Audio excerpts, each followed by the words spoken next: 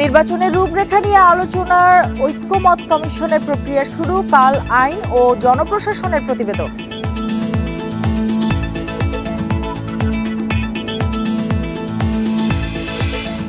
ব্রিটেনের মতো স্বাস্থ্য খাত সংস্কারের রূপরেখা বিএনপির, ক্ষমতায় গেলে বিনামূল্যে চিকিৎসার প্রতিশ্রুতি।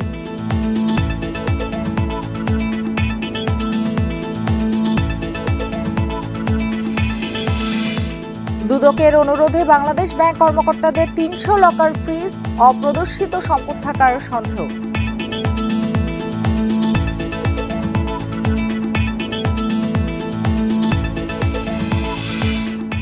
মোহাম্মদপুর থেকে নিখোঁজ কিশোরীর সন্ধান মিলল নওগাঁয়, বন্ধু মমিন হোসেনকে আটক করেছে পুলিশ।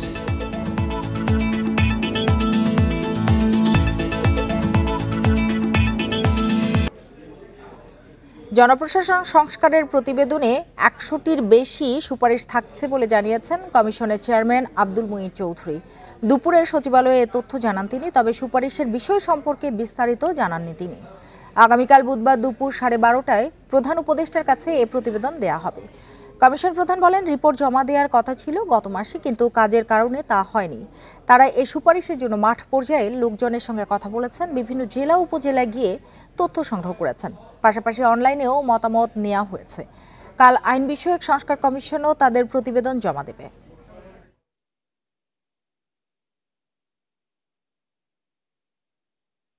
আমরা চূড়ান্ত করে স্বাক্ষর করব। কালকে দুপুরে 12:30টায় আমরা মাননীয় প্রধান উপদেষ্টার অফিসে যাব এবং তাকে হস্তান্তর করব। আমরা আর আইনের যে আইন কমিশন তারাও কমপ্লিট করে ফেলেছেন। এই দুটো রিপোর্ট আমরা কালকে দেব। যুক্তরাজ্যের ন্যাশনাল হেলথ সার্ভিসের আদলে জাতীয় স্বাস্থ্য খাত সংস্কারের রূপরেখা দিয়েছে বিএনপি। গুলশানে বিএনপি চেয়ারপারসনের কার্যালয়ে সংবাদ সম্মেলনে দলের রূপরেখা তুলে ধরেন দলের স্থায়ী কমিটির সদস্য ডক্টর খন্দকার মোশাররফ হোসেন। বলেন, বিগত আওয়ামী লীগ সরকারের দুর্নীতি ও অনিয়ম করে স্বাস্থ্য খাত ধ্বংস করে দিয়েছে। বিএনপি ক্ষমতায় এলে বিনামূল্যে স্বাস্থ্যসেবা নিশ্চিত করা হবে। গুলশান কার্যালয়ে সংবাদ সম্মেলনের শুরুতেই দেশের প্রান্তিক জনগোষ্ঠীর মানসম্পন্ন স্বাস্থ্যসেবা নিশ্চিত না হওয়ার কথা উল্লেখ করা হয়। এছাড়া চিকিৎসা বিজ্ঞানের শিক্ষা বিশ্বমানের নয় বলেও জানানো হয়। সরকারি স্বাস্থ্যসেবার অধিক ক্ষেত্রে জনগণ উচ্চমূল্যের বেসরকারি চিকিৎসা গ্রহণে বাধ্য হচ্ছে। বিগত 15 বছরে আওয়ামী লীগ সরকার স্বাস্থ্য খাতে আর্থিক দুর্নীতি, অনিয়ম সহ দলীয়করণে স্বাস্থ্য ব্যবস্থাকে কিভাবে ধ্বংস করেছে তার বিস্তারিত তুলে ধরা হয়। স্বাস্থ্য ব্যবস্থায় তীব্র বিদেশমুখিতা সৃষ্টি হয়েছে, চিকিৎসক ও রোগীর সম্পর্কে হয়েছে অবনতি, স্বাস্থ্য প্রতিষ্ঠানসমূহ হয়ে পড়েছে অনিরাপদ। বিএনপির সাবেক এই স্বাস্থ্যমন্ত্রী সংস্কার প্রস্তাবনায় বলেন, বিএনপি ক্ষমতায় এলে যুক্তরাজ্যের আলোকে বিনামূল্যে সবার জন্য স্বাস্থ্যসেবা নিশ্চিত করা হবে। সরকারি হাসপাতালের সেবার নিম্নমুখী প্রবণতা। প্রস্তাবনায় আরও রয়েছে প্রান্তিক জনগোষ্ঠীর জন্য ইউনিয়ন ভিত্তিক গ্রামীণ স্বাস্থ্য সহকারী নিয়োগ ও স্বাস্থ্য কার্ড প্রবর্তন। মধ্যমেয়াদী ও দীর্ঘমেয়াদী প্রস্তাবনায় স্বাস্থ্য কার্ডের মাধ্যমে সুবিধা নিশ্চিত করা। সকলের জন্য সর্বোচ্চ স্বাস্থ্য সেবা প্রাপ্তির নিমিত্তে প্রয়োজনীয় সকল পদক্ষেপ গ্রহণ করা হবে। দারিদ্র্য বিমোচন না হওয়া পর্যন্ত সুবিধাবঞ্চিত হতদরিদ্র জনগণের জন্য সামাজিক নিরাপত্তা বেষ্টনী আরও সম্প্রসারিত করা হবে।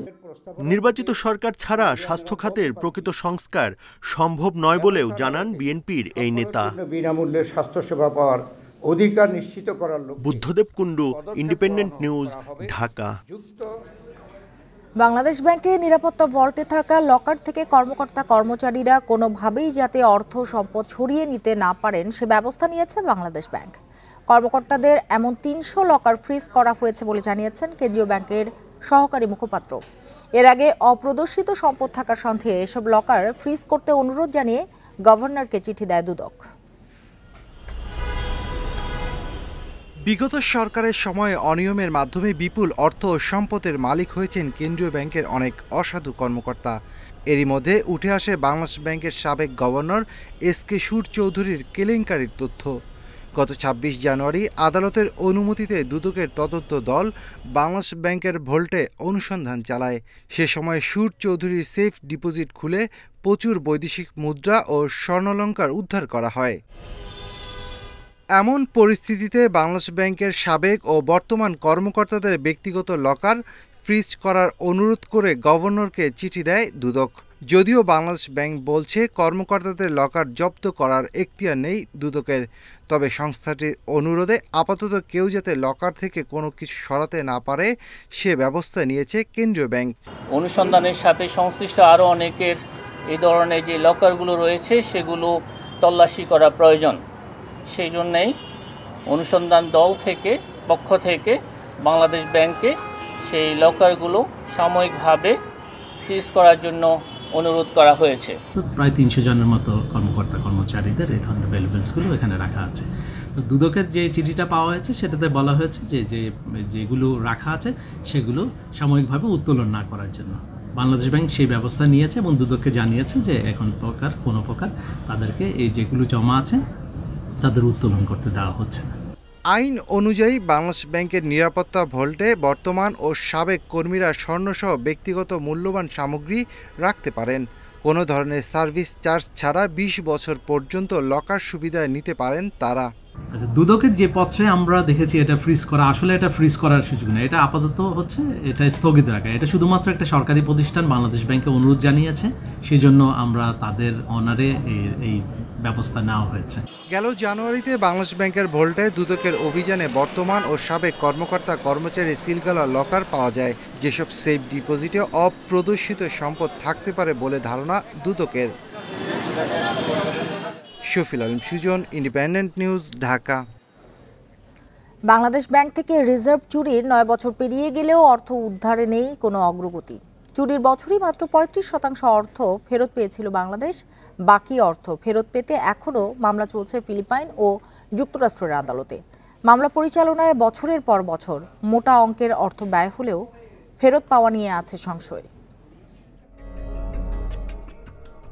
2016 সালে সাইবার হ্যাকিংয়ের মাধ্যমে বাংলাদেশ ব্যাংকের রিজার্ভ থেকে 10 কোটি 10 লাখ ডলার চুরি হয়। শ্রীলঙ্কায় নেওয়া 2 কোটি ডলার ফেরত পায় বাংলাদেশ।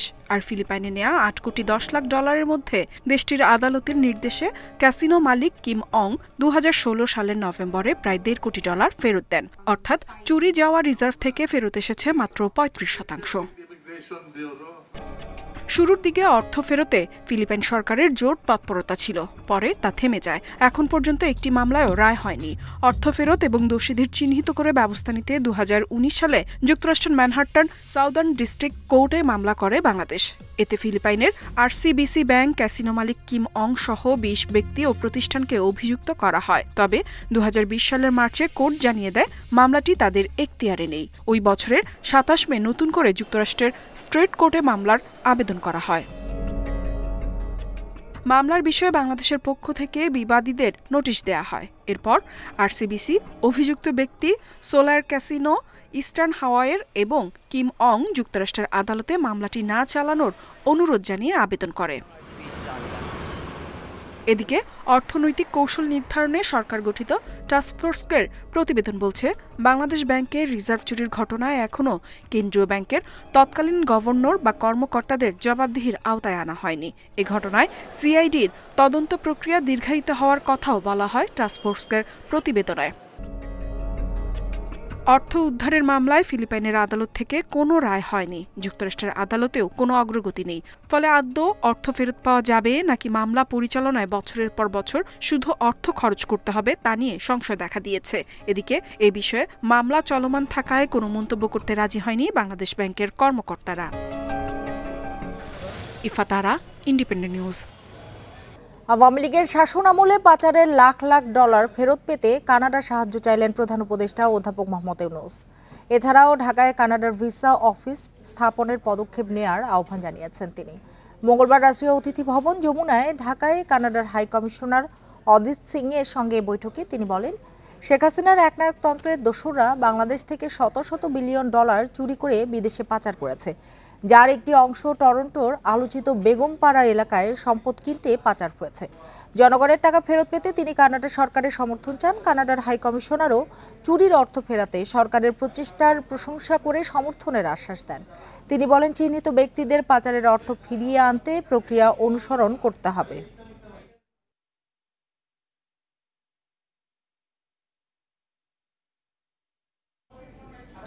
বিএনপির ভারপ্রাপ্ত চেয়ারম্যান তারেক রহমান ও ২১শে টেলিভিশনের চেয়ারম্যান আব্দুস সালাম সহ ৪ জনের বিরুদ্ধে দায়ের করা রাষ্ট্রদ্রোহ মামলা বাতিল করে দেয়া রায় প্রকাশ করেছেন হাইকোর্ট।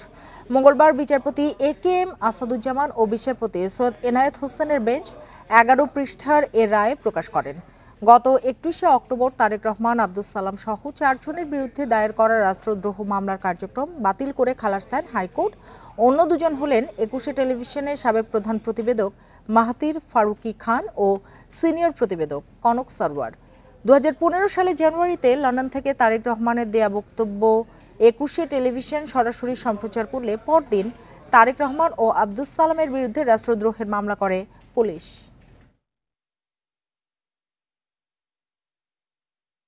রাষ্ট্রদ্রোহের মামলা করতে গেলে গভর্নমেন্টের অনুমোদন নিতে হয়, সেটাও নেওয়া হয়নি। অর্থাৎ তড়িঘড়ি করে রাজনৈতিক ফায়দা হাসিলের জন্য এবং জনাব তারেক রহমান সাহেবের রাজনৈতিক ভাবমূর্তি ক্ষুণ্ণ করার জন্য আর ২১শে টিভিটা দখল নেওয়ার জন্য হয়তোবা এই মামলাটা দায়ের করা হয়েছিল।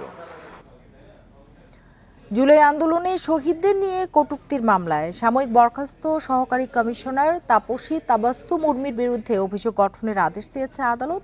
এর মধ্য দিয়ে এ মামলায় তার আনুষ্ঠানিক বিচার শুরু হলো। মঙ্গলবার সকালে ঢাকার চিফ মেট্রোপলিটন ম্যাজিস্ট্রেট আদালতে তাপসী এবং মামলার বাদী আবু হানিফের উপস্থিতিতে শুনানি শুরু হয়। উভয় পক্ষের শুনানি শেষে মানহানির মামলায় অভিযোগ গঠনের আদেশ দেন ম্যাজিস্ট্রেট মোহাম্মদ সেফাতুল্লাহ। আদালতের আদেশের বিরুদ্ধে উচ্চ আদালতে যাওয়ার কথা জানান আসামি পক্ষের আইনজীবী। গত ২৬শে জানুয়ারি একই আদালতে মামলাটির অভিযোগ গঠনের শুনানির জন্য দিন ধার্য ছিল। ওই দিন আদালতে হাজির হয়ে আত্মসমর্পণ এবং জামিন আবেদন করেন উর্মি।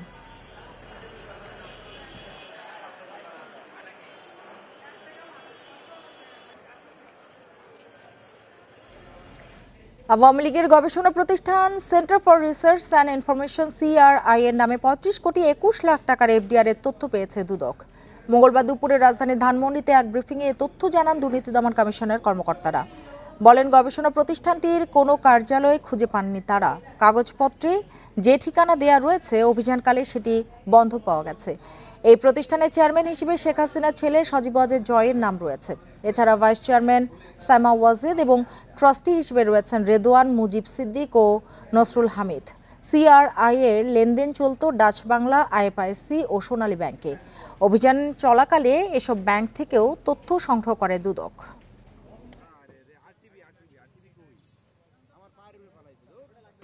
অফিসের সন্ধানে আসি, যে অফিস থেকে কোনো রেকর্ডপত্র সংগ্রহ করে আমরা জাস্ট পর্যালোচনা করে দেখতে পারবো যে কি অবস্থায় আছে।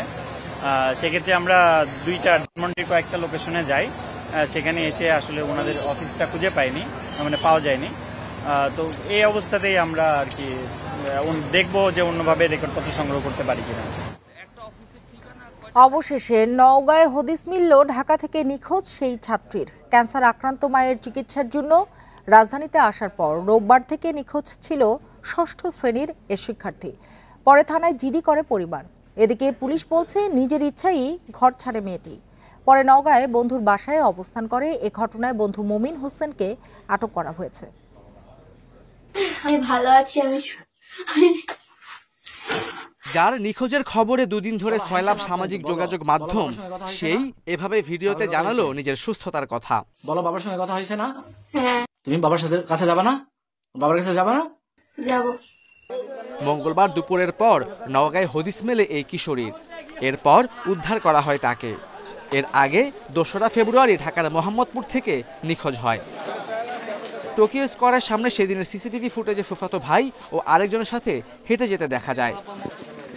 কিছুদিন আগে মায়ের ক্যান্সার চিকিৎসার জন্য বরিশাল থেকে ঢাকায় আসে তার পরিবার। ওদের দুজনের সঙ্গে আমার বাইকটা পিছনে টোকিও স্কয়ারের ভিতরে, তখন দেখছি যে দুইটা ছেলে ওদের সামনে দাঁড়াই কথা বলতেছে। হ্যাঁ, কথা বলতেছে, ওরা পাশ দিয়ে হাইটে একবার যাওয়া ছিল, তারপর আবার ওরা সামনে দাঁড়াইছে, আবার ওইখানে বসে কথা বলছে। আমার মেয়ে আসলে ঢাকায় তো সেটেল না, আমরা ঢাকায় সেটেল না, ঢাকায় থাকি না। এখানে আমার বোনের বাসা, আমার ছোট বোনের। নিখোঁজের ঘটনায় আদাবর থানায় সাধারণ ডায়েরি করে পরিবার। এদিকে পুলিশের দাবি নিজের ইচ্ছায় ঘর ছাড়ে এই শিক্ষার্থী। আমরা এই বিষয়টি অত্যাধিক গুরুত্ব সহকারে দেখছি। আমাদের থানা পুলিশের পাশাপাশি এখানে ডিবি পুলিশ কাজ করছে, সেই সাথে র্যাবও কাজ করছে। পরিবার জানায় মেয়েটি বরিশালের একটি বিদ্যালয়ের ৬ষ্ঠ শ্রেণীর ছাত্রী। Khaled Raihan, independent news, Dhaka. চট্টগ্রাম বন্দরের জলসীমায় অনুমতি ছাড়া প্রবেশ করায় পানামার পতাকাবাহী জাহাজ এমটি ডলফিনকে 10 লাখ টাকা জরিমানা করা হয়েছে। জাহাজটি পাকিস্তানের করাচি থেকে সোমবার মধ্যরাতে চট্টগ্রাম বন্দরের জলসীমায় প্রবেশ করেছিল। বন্দরের সচিব ওমর ফারুক জানান, 23 জানুয়ারি করাচি বন্দর থেকে জ্বালানি তেল নিয়ে চট্টগ্রামের উদ্দেশ্যে রওনা দেয় জাহাজটি। সোমবার মধ্যরাতে সেটি বন্দরের জলসীমায় পৌঁছায়। এ ব্যাপারে বন্দরকে অবহিত করার কথা থাকলেও সেটি করা হয়নি। জাহাজটিতে প্রায় 11,600 টন জ্বালানি তেল রয়েছে।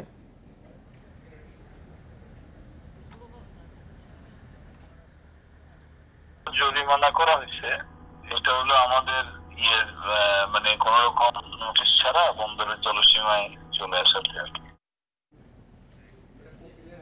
মূল্যস্ফীতি নিয়ন্ত্রণে আরও 2 থেকে 3 মাস অপেক্ষা করতে হবে জানিয়েছেন অর্থ উপদেষ্টা ডক্টর সালেউদ্দিন আহমেদ। দুপুরে সচিবালয়ে মন্ত্রিপরিষদ বিভাগের সম্মেলন কক্ষে অনুষ্ঠিত সরকারি ক্রয় সংক্রান্ত উপদেষ্টা পরিষদ কমিটির বৈঠক শেষে তিনি একথা বলেন। অর্থ উপদেষ্টা বলেন, নিত্য প্রয়োজনীয় পণ্যের কোনো সংকট হবে না, সরবরাহ রয়েছে পর্যাপ্ত। তিনি বলেন, এপ্রিলে মূল্যস্ফীতি সহনীয় পর্যায়ে আসবে, জুনে ভালো প্রভাব দেখা যাবে। তিনি আরও বলেন, মার্চে সংশোধিত বাজেটে ভ্যাট পর্যালোচনা করা হবে। এ সময় ফল আমদানিকারকদের দাবি অনুযায়ী ফলের বাড়তি শুল্ক প্রত্যাহার করা হবে না বলে জানান অর্থ উপদেষ্টা। বলেন, আন্দোলন অব্যাহত থাকলে সরকারের কিছুই করার নেই।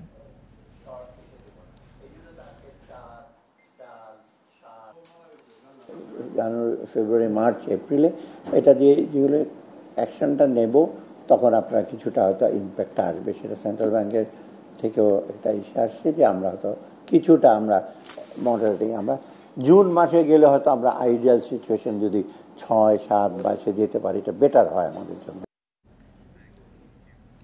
অমর একুশে বইমেলার 4র্থ দিন আজ। সেখানে আছেন সহকর্মী সুলতানা জাহান মিতু। সবশেষ খবর জানবো তার কাছ থেকে। মিতু, একটু বলবেন যে সন্ধ্যার পর পাঠকদের সমাগম আপনি কেমন দেখছেন, আর বিক্রি কিছুটা বেড়েছে কি?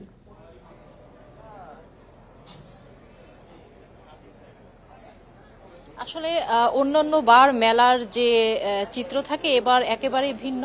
এবার প্রথম দিন থেকেই পাঠক এবং দর্শনার্থীর সমাগম ঘটছে অমর একুশে বইমেলায়। আপনাকে যদি আমরা একটু দেখাই, চারদিকের স্টলগুলোতে বেশ ভিড় এখানে, এবং পাঠকরা কিন্তু আসলে বই কিনছেন। মেলার দ্বিতীয় দিন থেকেই আমরা সেই ভিড় দেখছি। আজকে 4র্থ দিন, তবে মেলার যে পরিবেশ এবং জনসমাগম সেটি দেখে মনে হচ্ছে আজকে মেলার 10ম দিন। দ্বিতীয় দিনেই প্রকাশকরা আশা প্রকাশ করেছিলেন যে এবার বিক্রি ভালো হবে, মেলা ভালো জমজমাট হবে। তাদের সেই আশাই পূরণ হতে যাচ্ছে বলেই আসলে অনুমান হচ্ছে। আরেকটি বিষয় যে আসলে সকল মহলে আলোচনা হচ্ছিল এবার বই মেলায় ভিড় বাড়ার মূল কারণটা কি, প্রথম থেকেই কেন আসলে এত ভিড়। এখানে একটি বিষয়, বিভিন্ন লেখকের সাথে কথা বলেছি বা সাধারণ যারা দর্শনার্থী পাঠক যারা এসেছেন মেলায় কথা বলেছি, তারা বলছে যে একটি বড় গণঅভ্যুত্থান হয়ে গিয়েছে দেশে। তারপরে মানুষের মধ্যে যে মুক্তির আনন্দ, বাধাহীনভাবে মত প্রকাশের আনন্দ, সেই জায়গা থেকে কিন্তু আসলে মানুষ আসছেন বইমেলায়। শুধু বইমেলায় নয়, এই গণঅভ্যুত্থানের পরে যে বিভিন্ন অনুষ্ঠান বা বিভিন্ন জায়গায় যেখানে আসলে বড় গণজমায়েত হয়, সেই সকল জায়গায় আসলে অনেক মানুষের উপস্থিতি দেখা গেছে। একটি বিষয় যে গতবারের চেয়ে এবারে কিন্তু বইমেলায় 100টি বেশি স্টল বরাদ্দ দেওয়া হয়েছে, অর্থাৎ এখানে অংশগ্রহণকারী প্রতিষ্ঠানের সংখ্যা, প্রকাশনা প্রতিষ্ঠানের সংখ্যা বেড়েছে। এবং একটি বিষয় বলা হয়েছে বাংলা একাডেমি সহ যথাযথ কর্তৃপক্ষের পক্ষ থেকে যে এখানে আসলে মত প্রকাশে কোনো বাধা নেই, সকল মতের বই এই বই মেলায় প্রকাশিত হবে। এবং তারা আশা করছেন এই বইমেলা থেকে সকল মতের প্রসার ঘটবে এবং মানুষও আসলে তাদের পছন্দের বই কিনে নেবে, তারা এখানে আসবে এবং জমে উঠবে অমর একুশে বইমেলা। এখন পর্যন্ত এই ছিল সবশেষ। টঙ্গীর তুরাগ তীরে বিশ্ব ইজতেমার দ্বিতীয় ধাপেও লাখো মুসল্লির ঢল। আগামীকাল দুপুর 12টায় মাওলানা মোহাম্মদ জুবায়েরের পরিচালনায় হবে আখেরি মোনাজাত। এবার মোনাজাতের সময়ে আশপাশের সড়কে যান চলাচলে নিষেধাজ্ঞা থাকবে না জানিয়েছে গাজীপুর মেট্রোপলিটন পুলিশ। এদিকে বার্ধক্যজনিত কারণে ইজতেমায় এ পর্যন্ত 7 মুসল্লির মৃত্যু হয়েছে। টঙ্গীর তুরাগ তীরে শুরাই নিজামের বিশ্ব ইজতেমা দ্বিতীয় পর্বে লাখো মুসল্লি ইবাদতে মশগুল। মুসল্লিরা জানান, ইজতেমা ময়দানে টানা 3 দিন ধরে যে দিনের শিক্ষা পাচ্ছেন তার আলোকে আগামীতে পথ চলবেন। পাশাপাশি ইসলাম প্রচারে রাখতে চান ভূমিকা। বিশ্ব ইজতেমা থেকে শিক্ষণীয় হলো যে আল্লাহকে কিভাবে সন্তুষ্ট করা যায় এবং পরকালে জাহান্নামের আগুন থেকে বেঁচে জান্নাতে যাওয়ার জন্য আমাদের যে মূল সম্বল ঈমান, সেই ঈমান শিখা।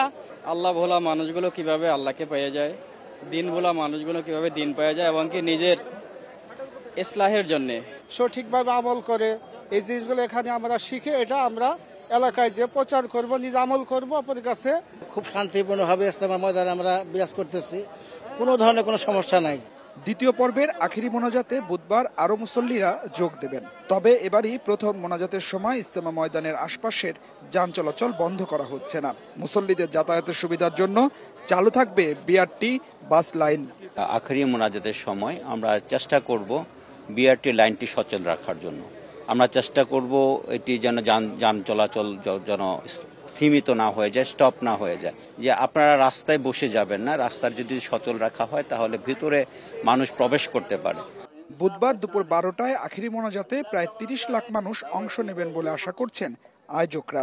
ফজর থেকেই আমাদের বয়ান শুরু হবে এবং হেদায়েতের বয়ান, নসিহতমূলক বক্তব্যর পরে আমাদের আখিরি মোনাজাত সম্পূর্ণ হবে। এবার আমাদের দোয়া পরিচালনা করবেন মাওলানা জুবায়ের সাহেব। বৃহস্পতিবার সন্ধ্যায় প্রশাসনের কাছে ইজতেমার মাঠ বুঝিয়ে দেবেন শুরাই নিজাম বা মাওলানা জোবায়ের অনুসারীরা। শনিবার হস্তান্তর করা হবে মাওলানা সাদের অনুসারীদের কাছে। 14 ফেব্রুয়ারি থেকে শুরু হবে ইজতেমার তৃতীয় পর্ব। বুধবার আখিরি মোনাজাতের মধ্য দিয়ে শেষ হবে শুরাই নিজামের বিশ্ব ইজতেমার দ্বিতীয় পর্ব। এরপর মুসল্লিরা ছড়িয়ে পড়বেন পাড়া মহল্লায়। ইজতেমা ময়দান থেকে যে দিক নির্দেশনা পেলেন তা ছড়িয়ে দেবেন মানুষের মাঝে। Adilur Rahman, independent news, Tongi, Gazipur. এই ছিল এখনকার সংবাদে। ইন্ডিপেন্ডেন্ট টেলিভিশনের সব খবর আরো বিস্তারিত জানতে চোখ রাখুন ফেসবুক, ইউটিউব এবং এক্সে। ধন্যবাদ সবাইকে।